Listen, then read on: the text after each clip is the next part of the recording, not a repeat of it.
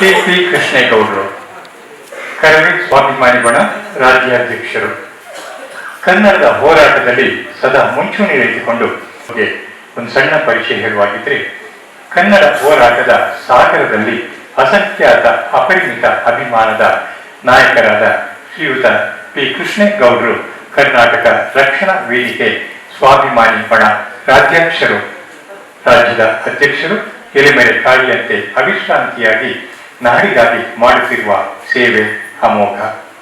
ಮೂಲತಃ ರಾಮನಗರ ಜಿಲ್ಲೆ ಬಿಡದಿ ಹೋಬಳಿ ಶೆಟ್ಟಿಗೌಡನ ದೊಡ್ಡಿಯ ತಂದೆ ಪಾಪಯ್ಯ, ತಾಯಿ ಲಕ್ಕಮ್ಮ ದಂಪತಿಗಳ ಮಗನಾದ ಪಿ ಕೃಷ್ಣೇಗೌಡರು ಮೆಟ್ರಿಕ್ ವರೆಗೆ ಮಾಗಡಿ ತಾಲೂಕಿನ ಆಲೂರಿನಲ್ಲಿ ಓದಿದ ಕೃಷ್ಣೇಗೌಡರು ತಮ್ಮ PUC ಶಿಕ್ಷಣವನ್ನ ಬಿಡದಲ್ಲಿ ಪಡೆದರು. ನಾಡಿಗಾಗಿ ಗಟ್ಟಿ ಧ್ವನಿಯಾಗಿ ರಾಜ್ಯವ್ಯಾಪಿ ಸಂಚರಿಸಿ ನಾಡು, ನುಡಿ, ನೆಲ, ಜಲ, ಗಡಿ, ಉದ್ಯೋಗ ಮತ್ತಿತರ ವಿಚಾರಗಳಲ್ಲಿ ಸ್ಥಳೀಯ ಮುಖಂಡರು ಇವರ ಸಾರಥ್ಯದಲ್ಲಿ ನಡೆದ ಹೋರಾಟದ ಫಲವಾಗಿ ಭಾರತ ದೇಶದ ಸರ್ವೋಚ್ಚ ನ್ಯಾಯಾಲಯದ ಆದೇಶದ ಮೇರೆಗೆ ಕನ್ನಡ ಮಠಕ್ಕೆ ಅತಿಕ್ರಮಣ ಆಸ್ತಿ ಹಿಂದಿರುಗಿಸಲು ನ್ಯಾಯಾಲಯ ಆದೇಶದ ಮೇರೆಗೆ ಶ್ರೀ ಕೃಷ್ಣೇಗೌಡರ ಸಾರಥ್ಯದಲ್ಲಿ ಕನ್ನಡ ಮಠಕ್ಕೆ ವಾಪಸ್ಸು ನೀಡಲಾಯಿತು. ಲಕ್ಷಾಂತರ ಕಾರ್ಯಕರ್ತರ ಶ್ರಮ, ಸಾವಿರಾರು ಸಹೃದಯ ನಾಯಕರ ಸಹಕಾರದಿಂದ ಇಂದು ದಿನಾಂಕ 3/8/2019 ನಾಡು, ನುಡಿ ಹಾಗೂ ಸಾಮಾಜಿಕ ಕಳಕಳಿಗಾಗಿ ಅತ್ಯುತ್ತಮ ಸೇವೆಯನ್ನು ಸಲ್ಲಿಸುತ್ತಿರುವ ಶ್ರೀಯುತ ಪಿ ಕೃಷ್ಣೇಗೌಡರವರಿಗೆ ಸ್ವಾಭಿಮಾನಿ ಕನ್ನಡಿಗ ಪ್ರಶಸ್ತಿಯನ್ನು ಭಾವನಾಂತರಂಗ ಟ್ರಸ್ಟ್ ವತಿಯಿಂದ ಅಭಿನಂದನಾ ಪೂರ್ವಕವಾಗಿ ವಂದನೆಗಳನ್ನು ಸಲ್ಲಿಸುತ್ತಿದೆ. ನಿಮ್ಮ ಸೇವೆ ನಿರಂತರವಾಗಿರಲು ಹೃದಯಪೂರ್ವಕವಾಗಿ ಆಶಿಸ್ತಾ ಇದ್ದೀವಿ. ಭಾವನಾಂತರಂಗ ಟ್ರಸ್ಟ್ ಹಾಗೂ ಕಾರ್ಯಕಾರಿ ಸಮಿತಿ.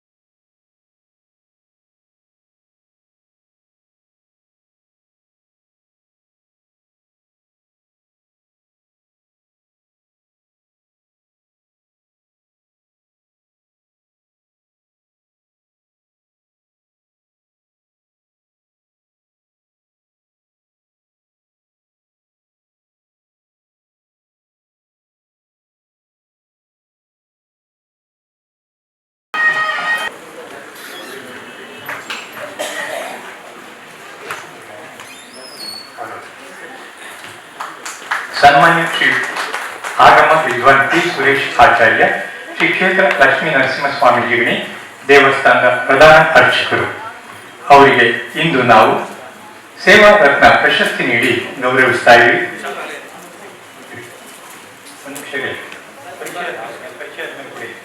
ಶ್ರೀ ಸುರೇಶ್ ಆಚಾರ್ಯರವರು ಎಲೆಮೆರೆ ಕಾಯಿಯಂತೆ ಅವಿಶ್ರಾಂತವಾಗಿ ಧಾರ್ಮಿಕ ಕ್ಷೇತ್ರದಲ್ಲಿ ಮಾಡುತ್ತಿರುವ ಸೇವೆ ಅಮೋಘ. ಮೂಲತಃ ಜಿಗಣಿ ಆನೇಕಲ್ ತಾಲೂಕಿನವರಾದ ಇವರು ಶ್ರೀ ಕ್ಷೇತ್ರ ಲಕ್ಷ್ಮೀ ನರಸಿಂಹಸ್ವಾಮಿ ಜಿಗಣಿ ದೇವಸ್ಥಾನದ ಪ್ರಧಾನ ಅರ್ಚಕರು. ಸುಮಾರು 4 ದಶಕಗಳಿಂದ ಸೇವೆಯಲ್ಲಿ ನಿರತರಾಗಿದ್ದಾರೆ. ತಂದೆ BR ಚನ್ನಸ್ವಾಮಯ್ಯ, ತಾಯಿ ಕನಕಮ್ಮ ವಿದ್ಯಾಭ್ಯಾಸವನ್ನ ಜಿಗಣಿಯಲ್ಲಿ ಸರ್ಕಾರಿ ಪ್ರಾಥಮಿಕ ಶಾಲೆಯಲ್ಲಿ ಮಾಡಿದ ಇವರು ವೇದ ಅಧ್ಯಯನವನ್ನು ಹಿಂದೂ ಧಾರ್ಮಿಕ ಸಂಸ್ಥೆ ಕರ್ನಾಟಕ ಸರ್ಕಾರದಲ್ಲಿ ವ್ಯಾಸಂಗ ಮಾಡಿದ್ದು ಆಗಮ ಪ್ರವೀಣ 1980ರಲ್ಲಿ ಅಧ್ಯಯನ ಮಾಡಿದರು. ತಂದೆ TR ಚಿನ್ನಸ್ವಾಮಯ್ಯರವರು 200 ವರ್ಷಗಳಿಂದ ಕಾಡು ಪ್ರದೇಶವಾದದ್ದು ಜನರು ಸಂಚಾರ ಮಾಡಲು ಕಠಿಣ ಸ್ಥಳವಾಗಿದ್ದ ಸ್ವಯಂ ಉದ್ಭವವಾಗಿ ಲಕ್ಷ್ಮೀ ನರಸಿಂಹಸ್ವಾಮಿ ದೇವಸ್ಥಾನವು ನಿರ್ಜನ ಪ್ರದೇಶದಲ್ಲಿ ಮೂಲಭೂತ ವ್ಯವಸ್ಥೆಗಳು ಇಲ್ಲದಿದ್ದಾಗ BR ಚಿನ್ನಸ್ವಾಮಯ್ಯನವರು ದೇವಸ್ಥಾನದ ನವೀಕರಣ ಮಾಡಿ ಮೂಲಭೂತ ವ್ಯವಸ್ಥೆಗಳನ್ನು ಅತ್ಯುತ್ತಮ ರೀತಿಯಲ್ಲಿ ಅಭಿವೃದ್ಧಿಪಡಿಸಿದರು. ಅಷ್ಟೇ ಅಲ್ಲದೆ ಅವರು ರಾಮಾಯಣ, ಮಹಾಭಾರತದ ನಾಟಕಗಳು ಮತ್ತು ಹಾರ್ಮೋನಿಯಂನ ಖ್ಯಾತ ವಾದಕರಾಗಿದ್ದರು. ನಂತರದ ದಿನಗಳಲ್ಲಿ ಮುಂದಾಳತ್ವ ವಹಿಸಿದ ಶ್ರೀ ಸಿ ಸುರೇಶ್ ಆಚಾರ್ಯರವರು ಇನ್ನಷ್ಟು ಅಭಿವೃದ್ಧಿಯ ದಿಕ್ಕಿನಲ್ಲಿ ಸಾಗಿ ಶ್ರೀ ಲಕ್ಷ್ಮೀ ನರಸಿಂಹಸ್ವಾಮಿ ದೇವಸ್ಥಾನವನ್ನ ಕಾದ್ರಿಪುರ ಎಂದೇ ಪ್ರಖ್ಯಾತಿ ಪಡೆದು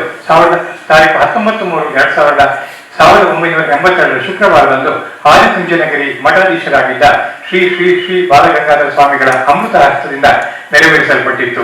ನಿರಂತರವಾಗಿ ಎಂದು ಕೃತಜ್ಞತೆ ಆಶಿಸ್ತಾ ಇದ್ವಿ. ಕಾರ್ಯಕಾರಿ ಸಮಿತಿ, ಭಾವನಾಂತರಂಗ ಟ್ರಸ್ಟ್.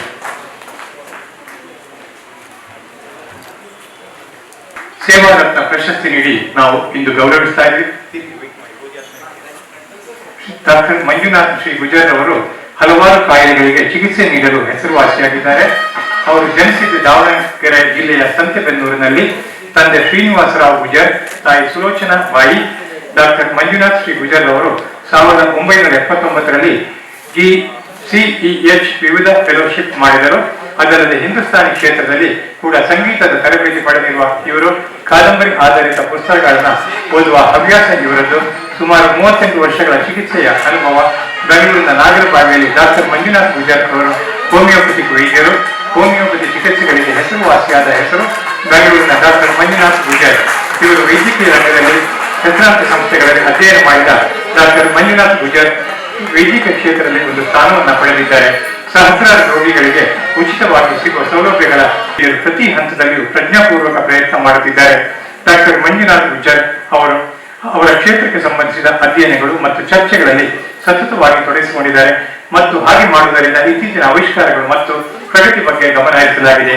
ಪ್ರತಿ ಹಾದು ಹೋಗುವ ವರ್ಷಗಳಲ್ಲಿ ಜೀವನ ಶೈಲಿ ಬದಲಾಗುತ್ತಿದೆ ಮತ್ತು ಈ ಕಾರಣಗಳಿಂದಾಗಿ ಹೆಚ್ಚು ಪರಿಷ್ಕೃತ ಮತ್ತು ನಿಖರವಾದ ಚಿಕಿತ್ಸೆಯ ಅವಶ್ಯಕತೆ ಇದೆ. ಈ ವೈದ್ಯಕೀಯ ವೃತ್ತಿಪರರು ರೋಗಿಗಳಿಗೆ ಅವರ ಆರೋಗ್ಯ ಸ್ಥಿತಿಯನ್ನು ಸುಧಾರಿಸಲು ಮತ್ತು ನೀಡುವ ಗುರಿಯನ್ನು ಹೊಂದಿದ್ದಾರೆ. ಈ ಚಿಕಿತ್ಸಾಲಯವು ನಾಗರಬಾವಿಯಲ್ಲಿ ಒಂದು ಪ್ರಧಾನ ಪ್ರದೇಶದಲ್ಲಿದೆ.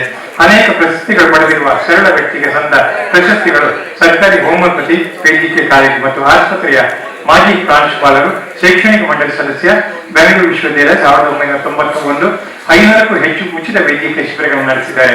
ಅತಿ ದೊಡ್ಡ PGT ಬಾಟಲ್ ಮೊಸಾಯಿಕ್ ಭಾಗವಹಿಸಿ ಗಿನ್ನಿಸ್ ವಿಶ್ವ ದಾಖಲೆ ಮಾಡಿದ್ದಾರೆ. ಚಪ್ಪಳೆ ಇರಲಿ. ಕೆಂಪೇಗೌಡ ಪ್ರಶಸ್ತಿ 2012 ಪಡೆದಿದ್ದಾರೆ. ಮತ್ತು ಕೆಂಪೇಗೌಡ ಪ್ರಶಸ್ತಿ 2016. ಇಂದು ದಿನಾಂಕ 3/8/2019 ನಾಡು, ನುಡಿ ಹಾಗೂ ಸಾಮಾಜಿಕ ಕಳಕಳಿಗಾಗಿ ಅತ್ಯುತ್ತಮ ಸೇವೆಯನ್ನು ಸಲ್ಲಿಸಿರುವ ಶ್ರೀ ಡಾಕ್ಟರ್ ಮಂಜುನಾಥ್ ಶ್ರೀ ಗುಜರ್ ಅವರಿಗೆ ಸೇವಾ ರತ್ನ ಪ್ರಶಸ್ತಿ ಎಂದು ನೀಡಿ ಭಾವಾಂತರಂಗ ಟ್ರಸ್ಟ್ ವತಿಯಿಂದ ಅಭಿನಂದನಾ ಪೂರ್ವಕವಾಗಿ ವಂದನೆಗಳನ್ನು ಸಲ್ಲಿಸ್ತಾ ಇದೆ. ನಿಮ್ಮ ಸೇವೆ ನಿರಂತರವಾಗಿರಲೆಂದು ಹೃದಯಪೂರ್ವಕವಾಗಿ ಆಶಿಸ್ತಾ ಇದ್ದೀವಿ. ಭಾವಾಂತರಂಗ ಟ್ರಸ್ಟ್ ಕಾರ್ಯಕಾರಿ ಸಮಿತಿ.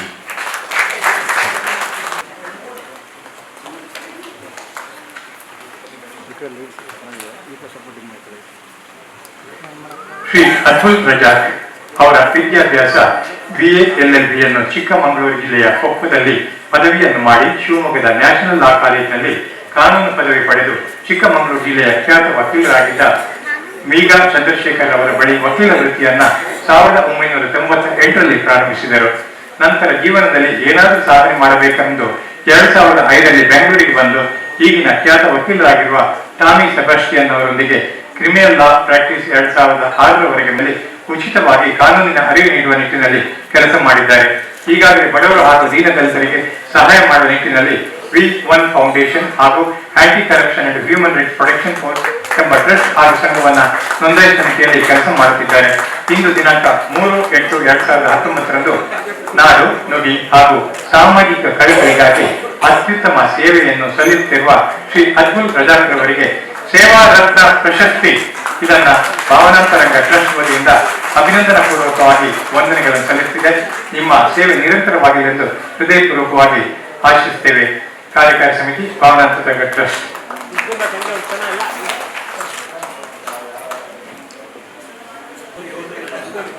ಸನ್ಮಾನ್ಯ ಶ್ರೀ ಡಾಕ್ಟರ್ CK ಮೌಲಾ ಶರೀಫ್ ಸಮಾಜ ಸೇವಕರು ಇಂದು ತಮಗೆ ಸೇವಾ ರತ್ನ ಪ್ರಶಸ್ತಿ ನೀಡಿ ನಾವು ಗೌರವಿಸಲಿದ್ದೀವಿ. ಅವರ ಒಂದು ಕಿರು ಪರಿಚಯವನ್ನ ನಿಮ್ಮ ಮುಂದೆ ತಿಳಿಯಲು ಪ್ರಯತ್ನ ಮಾಡ್ತಾ ಇದ್ದೀನಿ.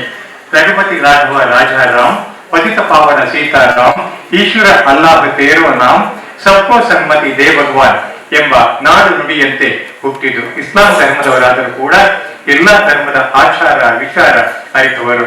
ತನ್ನ ಧರ್ಮವನ್ನ ಪ್ರೀತಿಸಿ ಇತರರ ಧರ್ಮವನ್ನ ಗೌರವಿಸುತ್ತಾ ಸಾಗಿದವರು.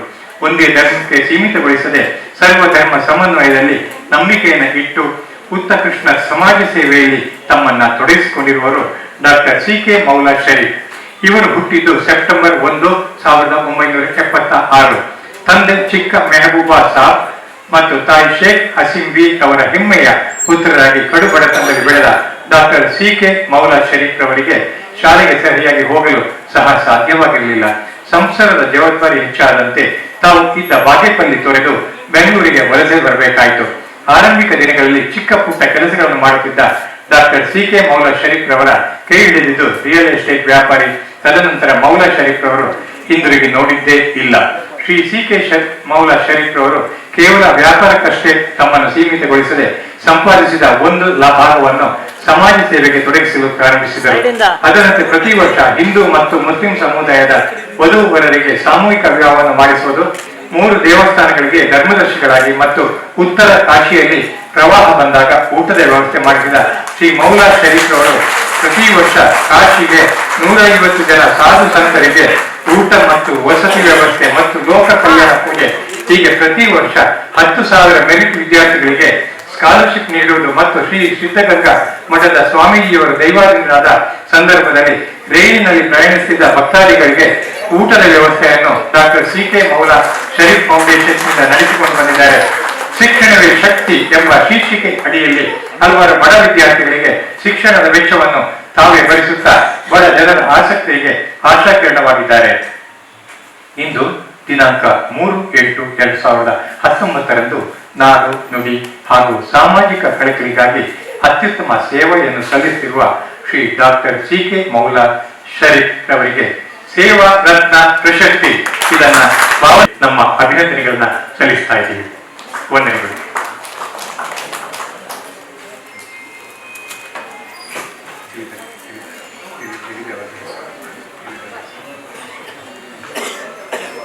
ನಿರ್ದೇಶಕರು, ಸಂಭಾಷಣೆಗಾರರು ಅವರಿಗೆ ನಮ್ಮ ಗೌರವವನ್ನ ಕೊಟ್ಟು ಅಭಿನಂದಿಸ್ತಾ ಇದ್ದೀವಿ.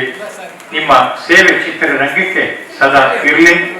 ನಿಮ್ಮ ಎಲ್ಲರ ಪ್ರೀತಿ ವಿಶ್ವಾಸಗಳು ಮನ ತುಂಬಿ ನಿಮ್ಮ ಮೇಲೆ ಇರಲಿ ಅಂತ ಈ ಗೌರವ ಸನ್ಮಾನದ ಜೊತೆ ಮನ ತುಂಬಿ ನಿಮ್ಮನ್ನ ಹಾರೈಸ್ತಾ ಇದ್ದೀವಿ.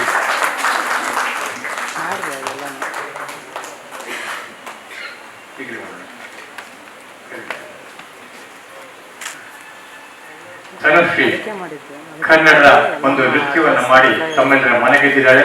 ಈ ಎಲ್ಲ ಅತಿಥಿಗಳಲ್ಲಿ ನಿಂತಿರುವಾಗಲೇ ಅವಳಿಗೆ ನಾವೊಂದು ಗೌರವ ಸಲ್ಲಿಸೋಣ ಅಂತಿದ್ದೀವಿ. ಧನುಶ್ರೀ ವೇದಿಕೆ ಮುಂಭಾಗ ಬರಬೇಕು. ಕನ್ನಡ ರಾಜೇಶ್ವರಿಯ ನೆನಪಲ್ಲಿ ಆ ನೃತ್ಯವನ್ನ ಸಾಧನೆಪಡಿಸಿದ್ದಾರೆ. ಹಲವಾರು ಅವಳಿಗೆ ಒಂದು ಗೌರವ ಸನ್ಮಾನ.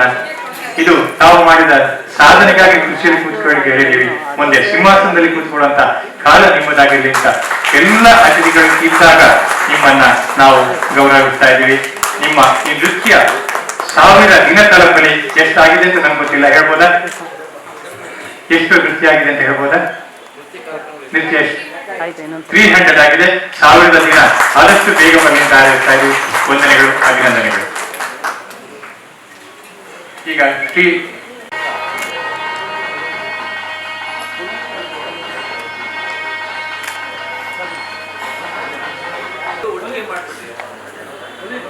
ಸೈಡಿಂದ ಮಾಡ್ಬೇಕು ಸರ್.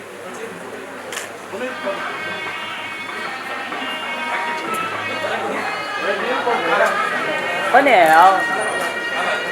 ಸೈಡಿಂದ ಹಾಕಿ. ಪುನೀತ್ ಕುಡಿ, ಇವಾಗ ಕುಡಿಯೋದು. ಸಿಲ್ಲೋಡಿ ಒಂದ್ಸರ.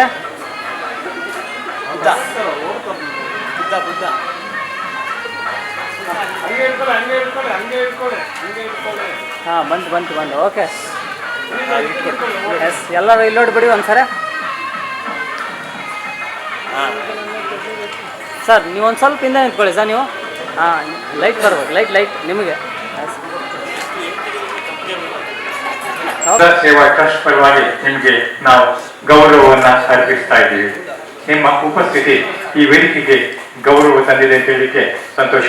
ಗೌರವಾರ್ಪಣೆ ಸ್ವಲ್ಪ ಕ್ರಾಸಿಂದ ಕೊಡ್ಬೇಕು.